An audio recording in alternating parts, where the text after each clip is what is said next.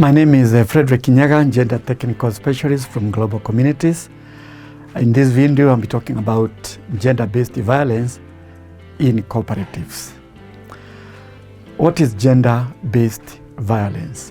Now, gender-based violence is any type of violence that is netted against someone on the basis of their gender to cause physical, economic, sexual, or emotional harm, whether it is done in public or in private. Gender-based violence can take different forms. But if it occurs between persons who have some domestic relationship, for example, children and parents or spouses, we refer to it as domestic violence. And if it is in between people who are intimate, we call it intimate partner violence. There are basically four forms of gender-based violence. This type of characterization or grouping depends on how it is perpetuated. The first one is what we call physical violence.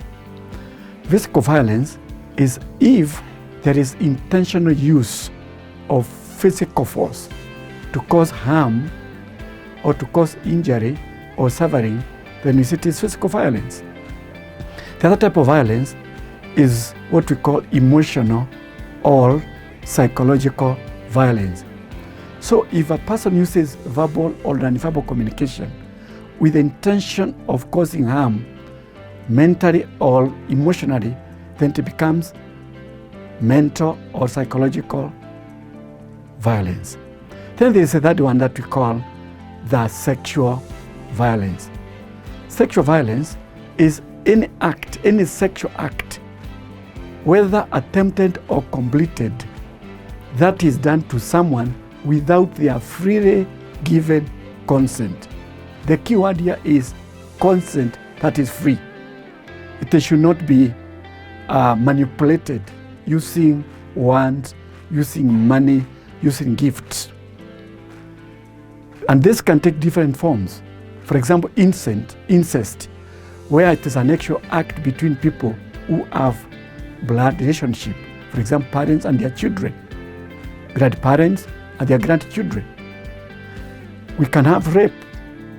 We can have sexual assault, indecent act, or even bad touches. All these are forms of sexual violence. Then we do have economic violence.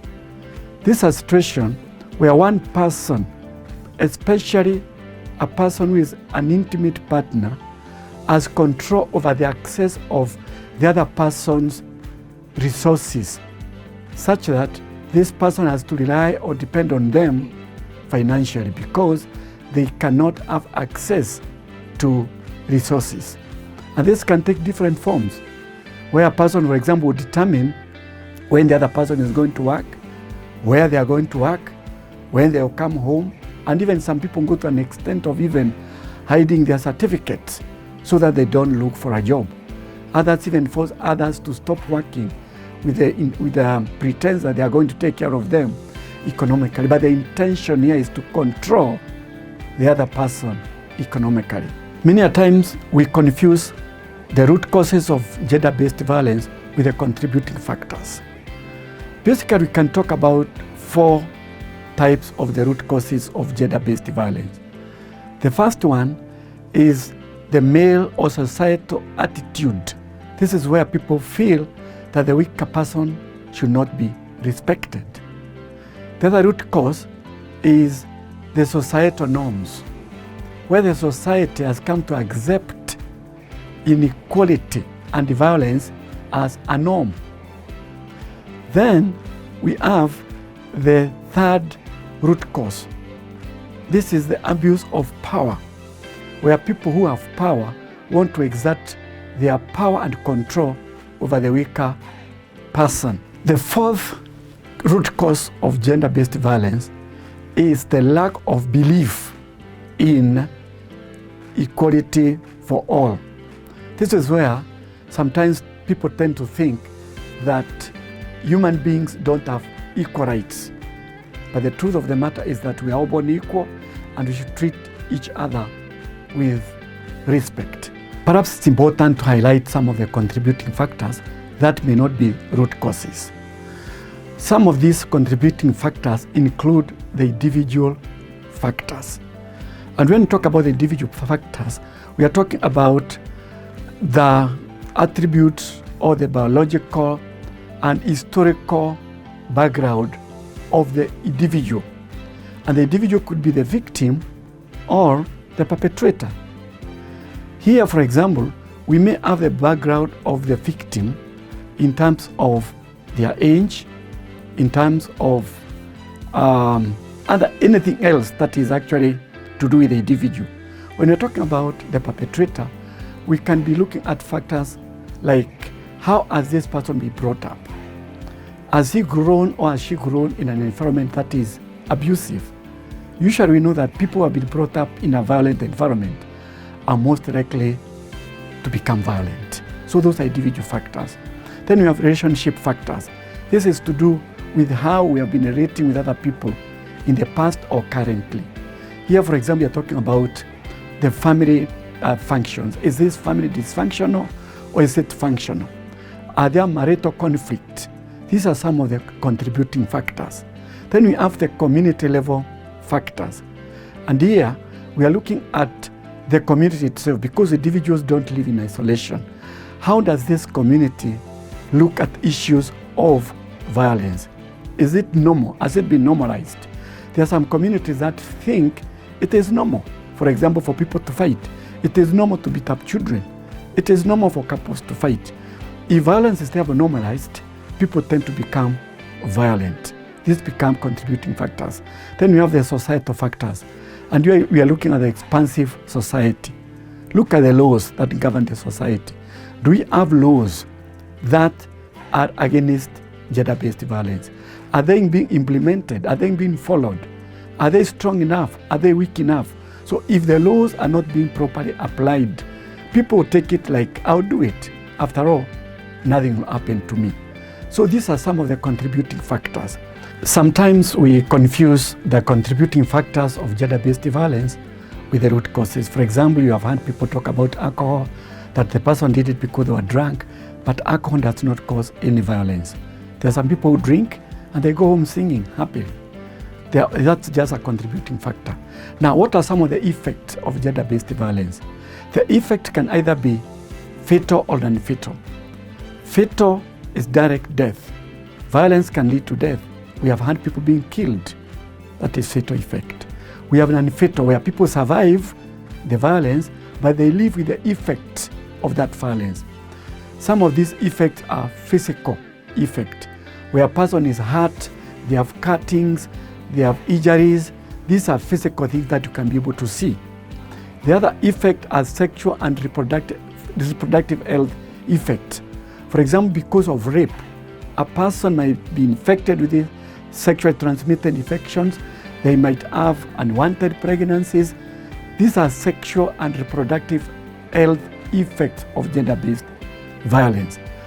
The other effect is the psychological effect. This is where, because of undergoing violence, a person will continue suffering emotionally. You can see some people who are nervous, they have low self-esteem, sometimes even going into depression. This is psychological effect of gender-based violence. And the fourth effect, category of effect, is socioeconomic. Violence is very expensive. It affects our institutions. For example, people may not go to work, being absent from work, being absent from school, and even when they go to work, they are less productive. This is socioeconomic effect. Others have to go for treatment. It's very expensive to treat cases of violence. Therefore, the effects of violence are quite deep. And because of that, we need to do something. There are 4 R's of preventing and responding to gender-based violence. The first R refers to recognize. We need to recognize gender-based violence because there are always telltale signs. You can tell that someone is undergoing gender-based violence. For example, if they are being absent from work, you can see some bruises, you can see that they are no longer active, you can see that maybe they are always living under fear. All these signs and many others that we might know will tell us that there is gender-based violence somewhere. So after recognizing, what should we do? The first thing is to react. We should not behave as if we can do nothing. Reacting means doing something immediately. It could mean, one, reassuring the survivor that you are not at fault. At no time is a survivor or a victim of gender-based violence held accountable. At no time should they be blamed. So we need to reassure them that it was not your fault. Then we might need to remove them from that perpetrator. We might need to provide them some shelter. We might need even to take them to one report. We might need to go and take them to hospital. All these are methods through which cooperatives and even the community can respond, or rather can react to gender-based violence. Then we can respond. How do we respond? We can respond, for example, by going to the police station. We can respond by making a call, and there are so many toll-free calls or lines. For example, we have the 1195 here in Kenya. It is toll-free. If you just call it, somebody is going to respond. 1196 is also another line, particularly when it comes to violence against men. If it is violence against children, we have number 116.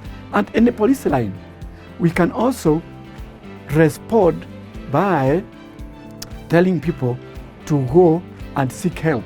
And this is what we call now referring them. Where can we refer them? There are so many referral centers. Some of them, for example, in Kenya include the Federation of Women Lawyers, FIDA Kenya. We do have organizations like the National Gender and Equality Commission. We have CRU and so many others, including Men Engage Kenya Network, who actually can be able to link you up to the referral centers. In a nutshell, what are we saying? That everyone can be able to prevent or respond to gender-based violence. Many times we say, there is nothing I can do, but I want to tell you, there is a lot that you can do, and there is a lot that we can do. Reason, we are all potential victims of gender-based violence, and we need to stop it now. Thank you.